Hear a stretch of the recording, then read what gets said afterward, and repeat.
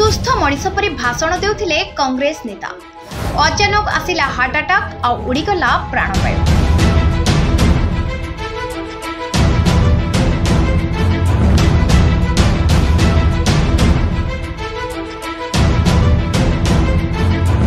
मनीष जन्म नेछि माने मृत्यु सुनिश्चित।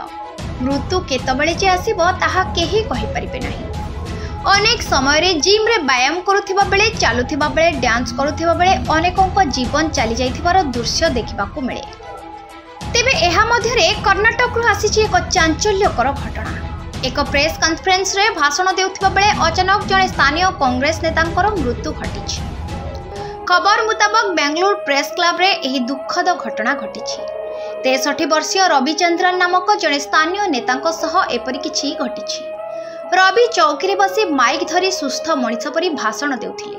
मात्र एही समय रे सते जेमिति तांको जीवन को माड़ी आसीथिला शनि दशा। अचानक रवि को हार्ट अटैक आसीथिला और सांगे सांगे से तळे पड़ी जाइथिले। एहा परे तांको एक घरोई हॉस्पिटल रे भर्ती करा जाइथिला। मात्र सेठारे तांकर मृत्यु घटिथिला। एही घटना को नै चारिआडे बेस चर्चा चलिछि। रविंकर मृत्यु पूर्वर वीडियो देखिले देहरे सिहरण खेली जाउछि। सुस्थ थिबा लोकटीर मृत्यु एमिति घटिबो ताहा केबे केही कल्पना भी करि नथिले।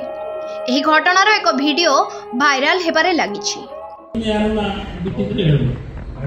ನಾನು ಇಲ್ಲಿ ಎಲ್ಲ ಮಾಧ್ಯಮ ಮಿತ್ರರಿಗೆ ಒಂದೇ ಒಂದು ಕೆಲವು ಪಾಯಿಂಟ್ಸ್ಗಳನ್ನ ಬೆಳಕು ಚೆಲ್ಲುವ ಕೆಲವು ಪಾಯಿಂಟ್ಸ್ಗಳನ್ನು ಹೇಳಿದ್ದೇನೆ. ಇನ್ನ ಎಲ್ಲ ಸ್ನೇಹಿತರು ಡಾಕ್ಟರ್ ಅಂತ್ಯಾದಿ ಅವರು ಮಾತಾಡ್ತಾರೆ.